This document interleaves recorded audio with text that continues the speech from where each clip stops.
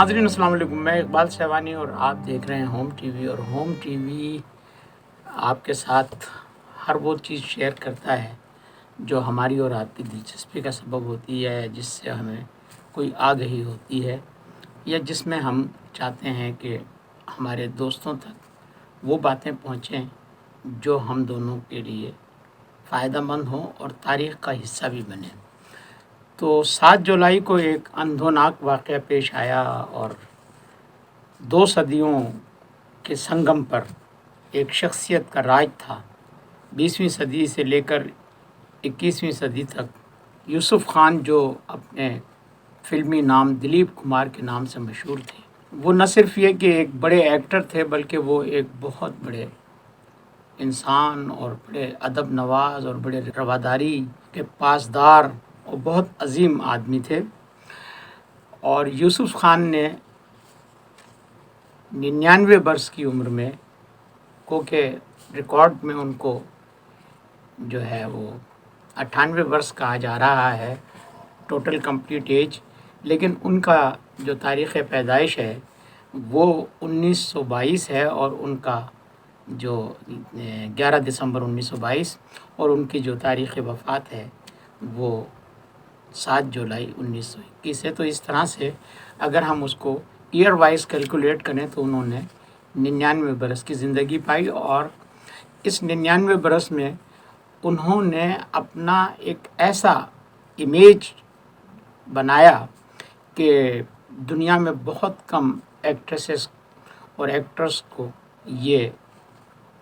جو ہے اعزاز حاصل ہوتا ہے. دلیپ کمار مذہباً مسلمان تھے اور ایوان فیملی سے تعلق رکھتے تھے. ان کے والد فروٹ کے بزنس سے منسلک تھے اور وہ اپنے 12 بہن بھائیوں میں ایک فرد تھے، اور ان کا تعلق پشاور سے تھا، اور پشاور کے قصہ خانی بازار میں وہ پیدا بھی ہوئے اور وہیں انہوں نے اپنی ابتدائی تعلیم بھی مکمل کی. اور اس زمانے میں چونکہ ہندوستان تقسیم نہیں ہوا تھا، پاکستان وجود میں نہیں آیا تھا، تو اس لحاظ سے وہ غیر منقسم ہندوستان کے باشندے تھے، اور وہاں لوگوں کا آمد و رفت تھا، ایک دوسرے کے ہاں آنا جانا.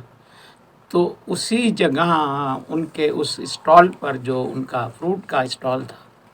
اس پر ایک فلم انڈسٹری کی بڑی معروف خاتون جو ہے وہ دیوکا رانی، انہوں نے پہلی بار فروٹ خریدنے کے لیے غالباً وہ آئیں، اور انہوں نے یوسف خان کو دیکھا، اور یوسف خان کو دیکھتے ہی انہیں یہ محسوس ہوا کہ اس کے اندر، اس نوجوان لڑکے میں ایک ایکٹر موجود ہے. تو دیوکا رانی نے انہیں اس بات کی آفر کی، اور چونکہ فلم کا ایک زمانے میں چارم تھا اور ہر نوجوان اس طرف جانا چاہتا تھا، لیکن یوسف خان اپنے والد کے خوف سے اس انڈسٹری کی طرف جانے سے ہچکچا رہے تھے. لیکن اس کا حل جو ہے دیوکا رانی نے اس طرح سے نکالا کہ انہوں نے کہا کہ فلم کے ریلیز ہونے تک آپ کے بارے میں پتہ ہی نہیں چلے گا کہ آپ کون ہیں، تو ہم آپ کا نام یوسف خان کے بجائے دلیپ کمار رکھ دیتے ہیں، اور اس طرح سے آپ ایزیلی کام کر سکیں گے. تو اس طرح ان کی پہلی فلم جوار بھاٹا تھی، جس میں انہوں نے کام کیا، اور پھر اس کے بعد ایک لامتناہی سلسلہ جو ہے وہ فلم کا ان کے ساتھ جڑ گیا. اور اس طرح انہوں نے جوار بھاٹا جو 1944 میں کی، اس کے بعد پھر 1947 میں جگنو، اور 1949 میں انداز، 1952 میں آن اور داغ، 1955 میں دیوداس، 1960 آزاد بھی، اور 1960 میں جو فلم انہوں نے کی، اس فلم کے نقوش آج تک جو ہے نہ صرف فلم بینوں پر بلکہ وہ ہسٹری کا ایک حصہ ہے. جی، میں مغل اعظم کی بات کر رہا ہوں. مغل اعظم کے آصف کا ایک بڑا شاہکار تھا، اور اس کے لیے دلیپ کمار کا انتخاب شہزادہ سلیم کی حیثیت سے، اور راج کپور صاحب کے والد پرتھوی راج کا انتخاب مغل اعظم یعنی اکبر کے حوالے سے، شہنشاہ اکبر کے حوالے سے کیا گیا. اور اس فلم نے نہ صرف یہ کہ اپنی کامیابی کے جھنڈے گاڑے، بلکہ اس فلم کا ایک گانا اس حوالے سے بڑا مشہور بھی ہوا اور اس پر کچھ عرصے کے لیے پابندی بھی لگی، اور وہ گانا تھا جب پیار کیا تو ڈرنا کیا۔ تو خیر اس طرح سے یہ سفر آگے بڑھا۔ 1961 میں انہوں نے گنگا جمنا، اور 1963 میں رام شیام، اور 1976 میں وہ 5 سال تک جو ہے فلم پردے سے انہوں نے اپنا ناتا توڑ دیا، اور اس کے بعد وہ دوبارہ جو ہے پہلی فلم انہوں نے کرانتی کی، جو ایک کریکٹر رول کے طور پر انہوں نے کی، اور پھر اس طرح سے یہ سلسلہ آگے بڑھتا گیا، اور 1982 میں انہوں نے شکتی، 1984 میں مشال، 1986 میں کرما، 1991 میں سوداگر، 1998 میں انہوں نے اپنی آخری فلم قلعہ کی، اور جس میں انہوں نے ڈبل رول کیا۔ دلیپ کمار اپنی فلمی زندگی میں بہت کم اسکینڈلائز ہوئے، لیکن یہ فلم نگر جو ہے اس میں کوئی نہ کوئی معاملات اس طرح کے ہوتے ہیں، اور یہ صرف فلم نگر تک نہیں ہے، زندگی میں ہر ایک کی زندگی میں کوئی نہ کوئی ایک سافٹ کارنر پیدا ہو جاتا ہے۔ تو مدھو بالا اور دلیپ کمار کے حوالے سے بھی یہ سافٹ کارنر جو ہے وہ زبان زد عام بنا، لیکن پھر اس کے بعد یوں ہوا کہ وہ افسانہ جسے تکمیل تک لانا نہ تھا ممکن، اسے ایک خوبصورت مور دے کر چھوڑ دیا گیا، اور جیسے ہی یہ خوبصورت افسانہ جو ہے اپنے اختتام کو پہنچا، تو انہوں نے 1966 میں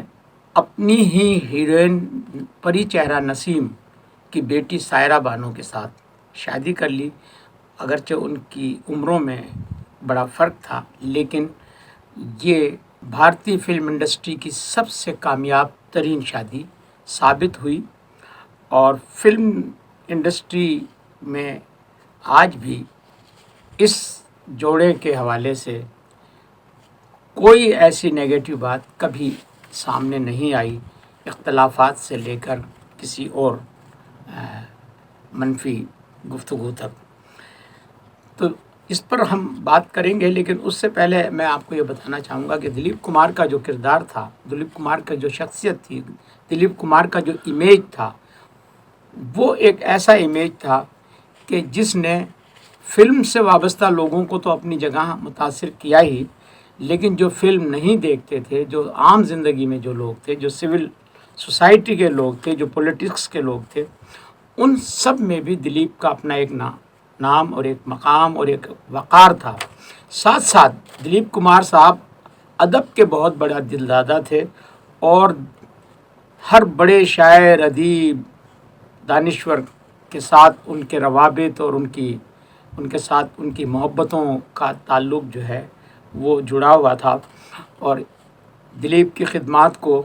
بھارتی حکومت نے بھی بڑے سرکاری اعزاز کے ساتھ جو ہے وہ نوازا، اور 1991 میں اعلیٰ ترین سرکاری اعزاز پدم بھوشن سے نوازا گیا، اور پھر اس کے بعد 2015 میں